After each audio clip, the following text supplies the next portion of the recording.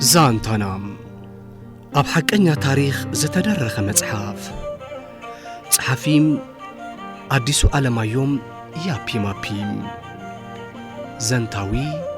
سلمون قبروم زانتانام مبل حمسان كلتن كفال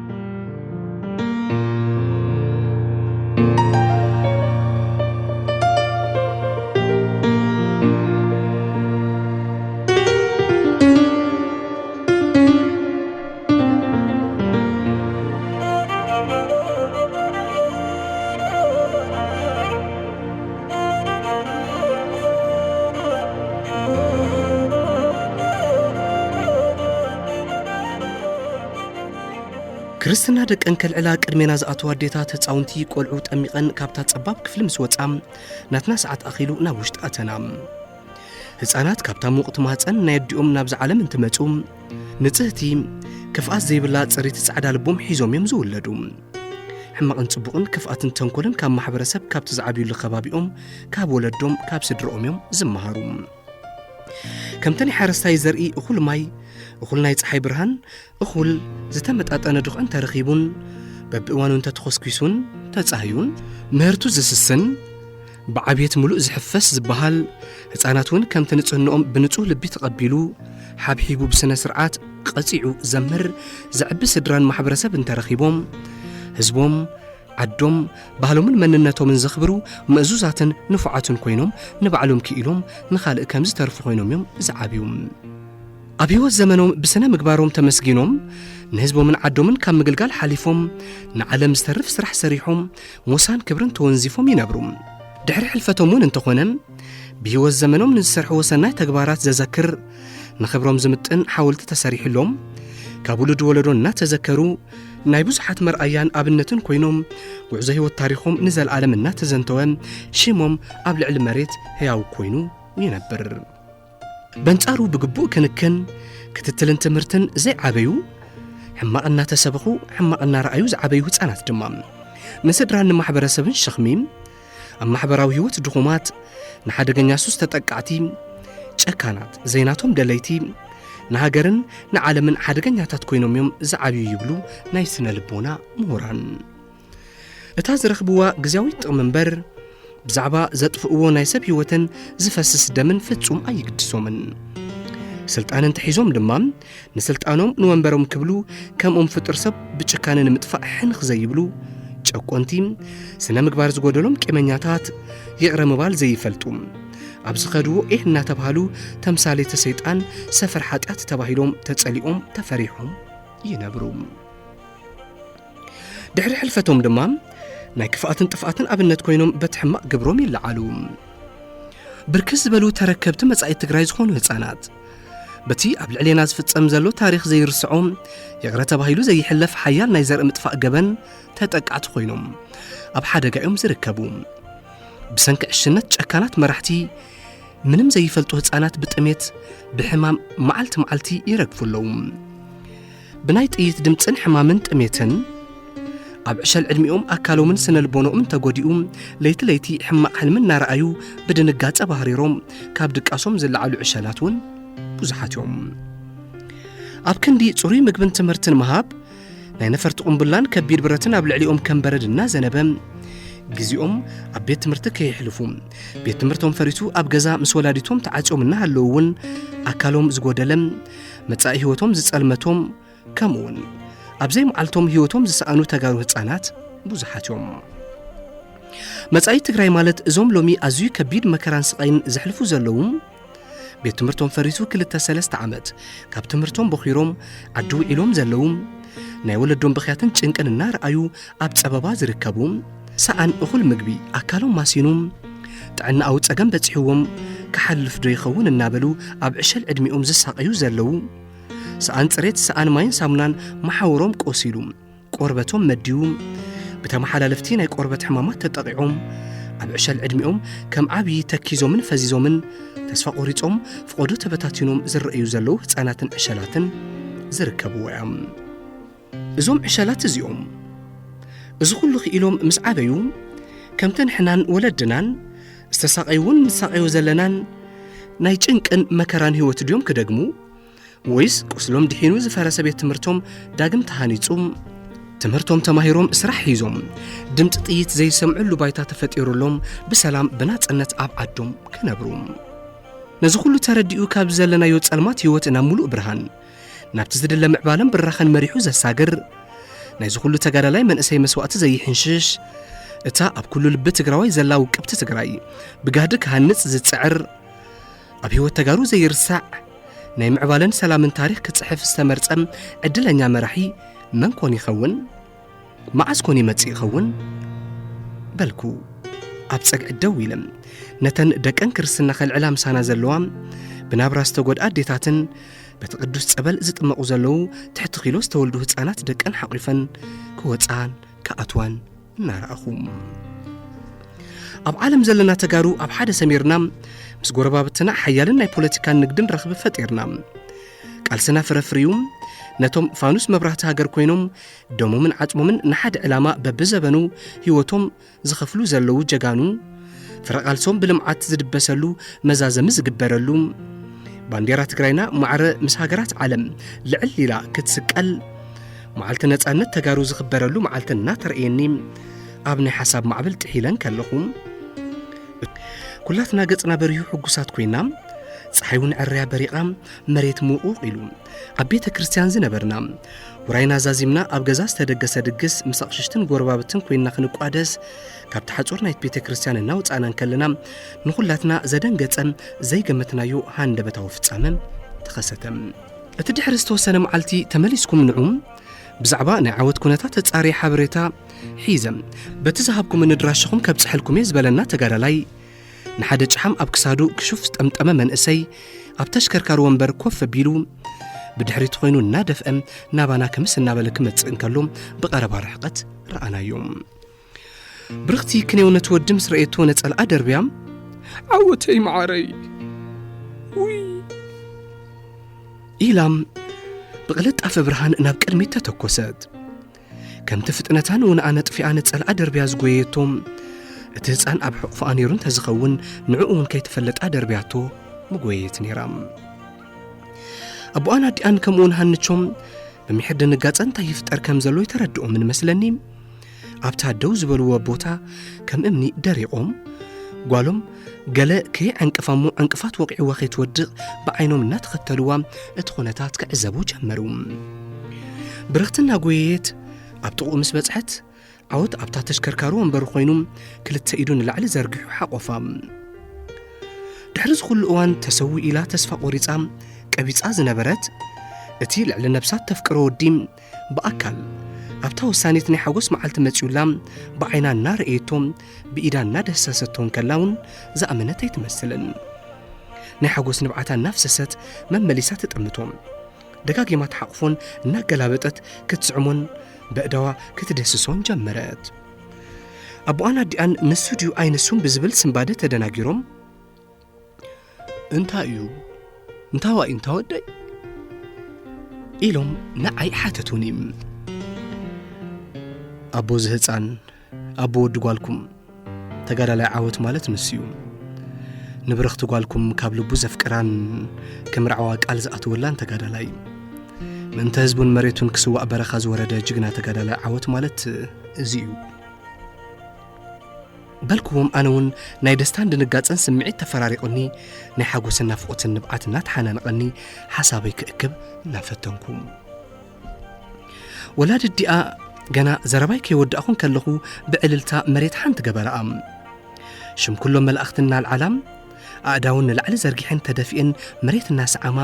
ደጋጊመን እዛ መዓልቲ ሓጎስ መዓልቲ ብርሃን ዘረኣኻ ንጎይታ ክበር ተመስገን እናበላ ደጋጊመን ዓለላ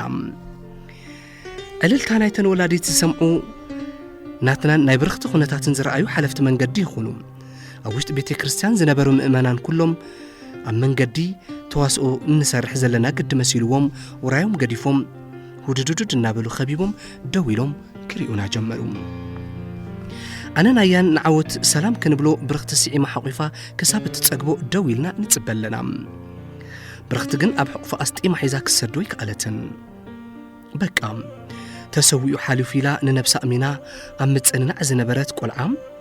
አንደበት ብህይወት تريفو أب كرمئة كمل أخ انتخسات حقيفة سعيمة بقللو انت تصدقيو زقرم نيروم من يخسب تقدفو نافقوتا كساب زوات ألاب بتعقس الدويلان عزب لنا برختي نبعتان نتأرقت كأسا بلا نتحتي أعنتا سبر بلا اتن كلت أقرور ايتن كلتي أنا أقارو كابركو نتحتي تقوريت أن ينزلوام اتن كابوتانا بوتا زنك أساقسلن نابزنا بتيلو زقويلن سريحو زأتولن زنبرا أقارو قنا قوي خي ودئم نايمان اسي عدمو خي تأقبم من هزبي من النات هاقر عبستخايدة مرير كوينات توفينين برختي فتوام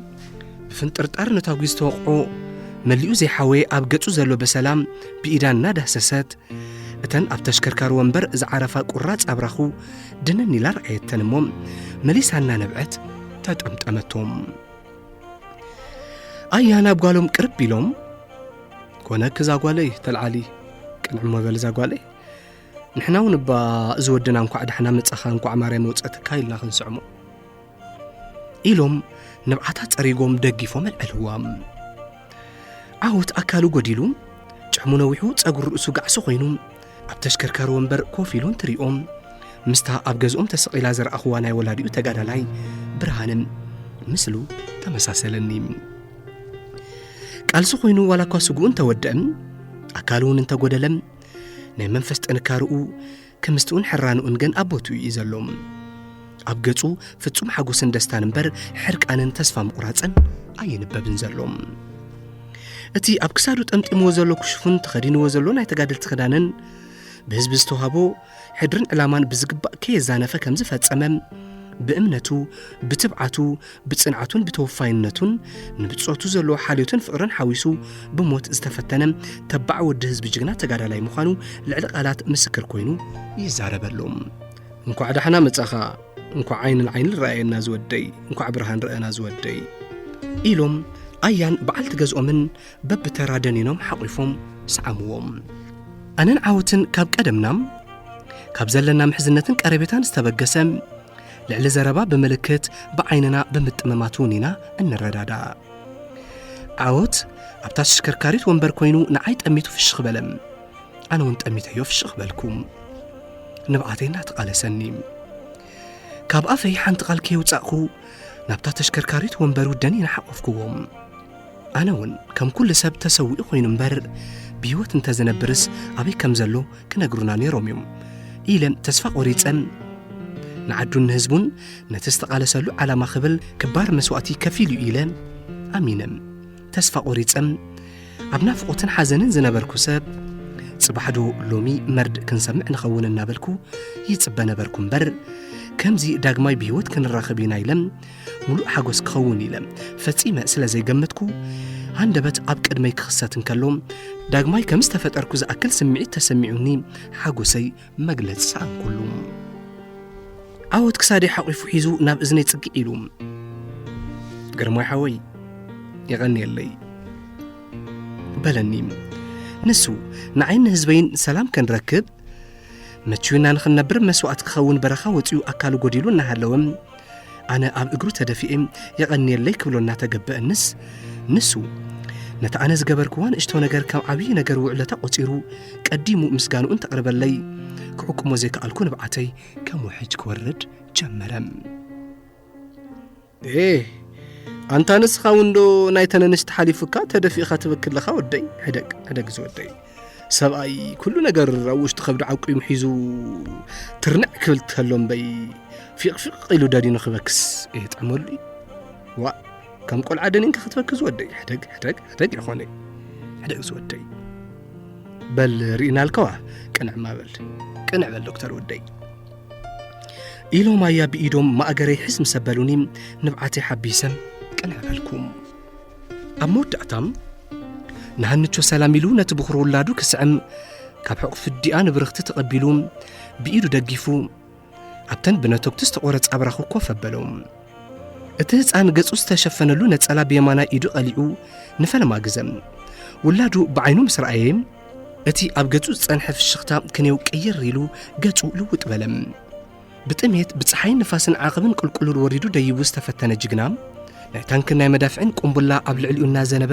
ድምብርፅ ዘይበለም ብናይ ድሮንን ተፈንጃሪ ዘይተበገረ መቁሰልትን መስዋዕትን ናይ ብጾቱ ብዓይኑ ርኡ ዝሓረነ ክፋል ኣካሉ ብርክ ነብሱ ተቆሪጹ እንትወድቕ ደሙ እንትፈስስ ስኑ ነኺሱ ብጽንዓት ዝሓለፈ ጅግና በኽሪ ወዱ ክፋል ብርክ ዓይኑ ብዓይኑ ምስ ረኣየ ግን ኣይከኣለን ተሸኒፉ ናይ ሓጎስ ንብዓት ክነብዕ ጀመረ ኣጅኹም እዚ ንብዓት ናይ ሓዘን ንብዓት ከይመስለኩም ፈጣሪ ድሕሪ ዝኹሉ መከራናተይ ዝብሎ ውላድ ስለ ዝሃበኒ ዓይነይ ብዓይነይ ስለ ዝረኣኹ ቃላ ዘይተዓጽፍ እምንቲ ፍቃሪት ስለ ዝረኸብኩ ለባማት ስድራ እሙን ሓውን መሓዛን እውን ስለ ዝተዓደልኩ እየ ዝነብዕ ዘለኹ ንብዓተይ ናይ ተሓጓስ እምበር ናይ ሓዘን ኣይኮነን ኢሉ ንብዓቱ በጻብዕቲ በቲ ኣብ ክሳዱ ጠምጢምዎ ዘሎ ሽርጥ ሓቢሱ ናባና ቅንዕ በለም ስው ኣቦይ ተጋዳላይ ብርሃነ ገና ህፃን እናሃለኹ ሓደራ ኢሉ እንትገድፈኒ ሓዚላ ሓብሒባ ኣብ ሊዓስትያ ከዲና ዘዕበየትን ወላዲተይ ክንድደነቦን ኮይና ዘዕበየትኒ ኣዝየ ዝፈትዋን ዘፍቅራን እነንበይተይ ሕልፈተ ህይወቱን ሰሚዐዩ እየ ግድን ኮይኑ ዋላ እንተሓዘንኩ ብህይወት ጸኒሓ እዚ ደስታ እዚ ዘይረኣየት ኢለ ኣምሪረ ግን ኣይሓዝንን ሎሚ ንዓይ ኣዴታተይ ኣዴታት ትግራየን ጠሚ ዓንጊለና ኒአን ጸሚ እስትየና ኒአን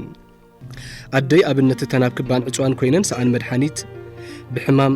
ሰኣን ምግቢ ድማ ብጥሜት ዝረግፋ ዘለዎ ኣዴታት እያ ኣብነት ተንሰላም ሓሪምወን ደቀን ኣብ ቅድሚአን እናተቐተሉ ብዓይነን ምርኣይ መሪርወን ደቀን ኣጋዲለን ብርሃን ክሪኣ ሓራ ክወፃ ደቀን መሪቐን ናብ ቃልሲ ዝሰናይ ኣዴታት እያ ኣደይ ኣብነት ተንግሆን ምሸትን ብምህልላን ጸሎትን ንኣምላኽን ክልምና ካብ ቤተ ክርስቲያን ዘይፍለያ ሩህሩሃት ለጋሳት ኣዴታት ትግራይ እያ ኣደይ ኣብነት ተንስተደፈራ ኣብነት ተናብ መንበር ገዝአን እንከለዋ ብድሮን ተደብዲበን ምስ ህይወተን ኣብ ትሕቲ መንበር ገዝአን ዝተቐበራ ኣዴታት እያ ኣደይ መንፈሳ ዝቐስን እተን ዝተረፋ ኣዴታት ፍትሒ ረኺበን እፎ ኢለን ሰላም ዘስተማቕራሉ ግዜ ክመጽእ እንከሎ ደቀን ናብ ኩናት ዝሰዳሉ ግዜ ንሓዋሩ ብቂዑ መርዓን ምረቓን ደቀን ዝሪኣሉ ግዜ ክመጽእ እንከሎ እዩ ኣደይ ሞይታ ኢለ ኣካለይ ጎዲሉ ኢለ ኣምሪረ ዝሓዝን እቲ ንቓልሲ በረኻ ዝወፅእ ኩሉ ብጾተይ ዝተሰውኡሉ ዕላማ ንብላሽን ተተሪፉ ጥራሕ እዩ ብሕማቕ ተጓንፎ ልብና ተሰይሩ ኢልና ርእስና ደፊእና ክንሓዝን ክንብል ከይሓሰብናዮ ድማ ዘሐጉሰና ሓዘና ዘረስዕ ነገር ክንየው ይፍጠር ካብ ዝኸሰርናዮ ወይ ዝሰኣናዮ ንላዕሊ ፈጣሪ ዝሃበና ጸጋታት ብቁፅር ስለ ዝዛይድ ጸጋታትና ንውህብቶናን ቆፂርና ትርንዕ ክንብል ተስፋ ክንገብር ንቐጻሊ ብተስፋ ክንነብር ድማ ግድን እዩ ሓጎስና ንሓዘና ክስዕሮ እምበር ሓዘና ንሓጎስና ስዒሩ ኣብ ጸልማትን ደልሃመትን ክንነብር ክንፈቅድ የብልናን ትማል ወላዲተይ ሲኢና ሓዚነ ሎም ድማ ብርሃን ዓይነይ ርኤ ሙሉእ ሕጉስ ኮይነ ኣለኹ ተመስገን ህይወት ከምዚያ እያ ትማል ኣካለይ ሙሉእ ነይሩ ጎቦን ሸንጥሮን ምስ ብጾተይ ይጎይ ይዘልል ይድይብ ይወርድ ነይረ ሕዚ ድማ ክልቲአን ኣብራኸ የለዋን በቃ ህይወት ከምዚያ እያ ግን የማረርን ከማይ ዛ መዓልቲ እዚኣ ክሪኡ ዘይከኣሉ ዘይተዓደሉ ሕልፊ ከይረኸቡ ዝሓለፉ ዝተሰውኡ ብጾተይ ፍቆዶ ሽንጥሮን ገደልን ቀቢር እየ ኣብዚ ምሳኹም ዘለኹም ናይ ሞት ጫፍ ርኤዩ እየ እሞ ብህይወት ተሪፈ ኢለውን ብዙሕ ኣይምካሕን ኣይጀሃርን ምንተ ሰላም ነጻነት ራዋን ቅሳነት ኢሎም ብቕኑዕ ልቢ በይዛ ህዝቦም ዝተሰውኡ ብጾት ህዝብና ሰላም ክሳብ ዘይረኸበ ዝወጸሉ ዕላማ እውን ኣብ ጫፍ ክሳብ ዘይበጽሐ መንፈሶም ቅሳነት የብሉን እዚ ኩሉ መስዋዕቲ ዝኽፈል ዘሎ እዚ ኩሉ ህዝቢ ዝኣበሶ ዘይብሉ ዝሃልቕ ዘሎ ፍረ ናይ ዘመናት ቃልሱ ናተይ ዝብላ ሃገር ስለ ዘይወነነ ጽግዕተኛ ስለ ዝኾነ ጥራሕ እዩ እዞም ሕድር ተረከብቲ ህፃናት ብሰላም ዝነብሩላ ሃገር ክትህልዎም ኣነ ትግራዋይ ኢሎም ብኩርዓት ዝዛረቡላ ባይታ ምእንታን ክረኽቡ ተባሂሉ እዩ ብዙሓት መላምል ደቂ ህዝቢ ትግራይ ኣብ በረኻ ተሪፎም ዘለዉ እቲ ቀደም ኣብ ወለድና ሎም ድማ በዓልና ዝተፈጸመ ዘስካሕክሕ ግፍዕታት በረኻ ወፂና መስዋዕትነት ክንከፍለሉ ምኽንያት ዝኾነና ጉዳይ ነዚኦም ህፃውንቲ እውን እፅባሕ ንግሆ በረኻ ዝወፅሉ ምኽንያት ከይኸውን ንሓዋሩ መኸንበቲ ክርከቦ ምእንቲ እዩ ኣካላይ ጉዲለ ብጾተይ ሰውኤ ኣብ ዝተረኺበ ዘለኹ ወላዲየይ በኣግባቡ ዘይከንበቶ በንጻር ጥቕሚ ትግራይን ተጋሩን ዘይዛዘሞ ቃልሲኡ ንዓይውን ሎሚ በረኻ ንኽወፅእ ኣካላይ ክጎድል ምኽንያት ኮይኑን ዘሎም ኣነ ዘይወዳእኹ ቃልሲ ድማ ንውላደይ ተሪፉ ኣካሉ ዝስእነሉ ኣደዳሞትን ስደትን ዝኾነሉ በመንነቱ ኣብ ዝኸዶ ዝበሳበሰሉ ተሸቑሪሩ ዝነብረሉ ዝኾነ ይኹን ዘይተዛዘመ መሊሱ ናብ ኩናት ዘእቱ ምኽንያት ክህሉ የብሉን ካብ ሕዚ ዝቕፅል ቃልሲ ኣንጻር ድኽነት ንልምዓት ዝግበር ቃልሲ እምበር ወለዶታት ዝበልዕ ደማዊ ኩናት ክኸውን የብሉን ኩናት ይኣኽለና ተስፋና ሓይልና እምነትና ኣብ ደቅና እዩ ክንደክም ክንጠሚ ሓብሕብተናን ዓንገልተናን ክንኣርግን ከለና ድማ ምርኩስ ሒዞም መንገዲ ዝመርሑና ጽባሕ መሃንዲሳት ኮይኖም ፋብሪካ ዝተኽሉ ደኳትር ኮይኖም ህዝቢ ዝሕክሙ መምራን ኮይኖም ህዝቢ ዘምህሩ ፖለቲከኛታት ኮይኖምን ህዝቢ ዝመርሑ ተጋደልቲ ኮይኖም ህዝቦምን ዓዶምን ዝሕሉ ሓረስቶት ኮይኖም ህዝቦም ዝዕንግሉ ነጋዶ ኮይኖም ህዝቦም ዘገልግሉ ዳያኑ ኮይኖም ሕጊ ዘኽብሩ እዞም ናይ ሎሚ ዕሸላት ደቅና እዮም ብዘይ ህዝቢ ሃገር የለን ብዘይ ሃገር ድማ ህዝቢ ቋንቋ ይኹን መንነት የለን ኢሉ ነቲ ኣብተን ብነታ ጉዝ ተቆረጻ ብራኹ ደጊፉ ሓቂፉ ሒዝዎ ዘሎ ውላዱ ክሳዱ ኣቕኒዑ ግንባሩ ሰዓሞም ካብቶም ከቢቦም ሙና ዓውዝ ዛረቦ ዘሎ ዘረባታት ተመሲጦም ሰምዑ ዘሎ ዓበይቲ ወለድን መንእስያትን ሓድሓዲኦም ኣብ ስምዒት ኣትዮም ንብዓቶም ብኽዳኖምን ብነጸሎኦምን እናጸረጉ ገለገሊኦም ድማ ቆጽሊ ኸንፈሮም ብሓዘንን ሕራንን እንትነኽሱ ተዓዘብኩም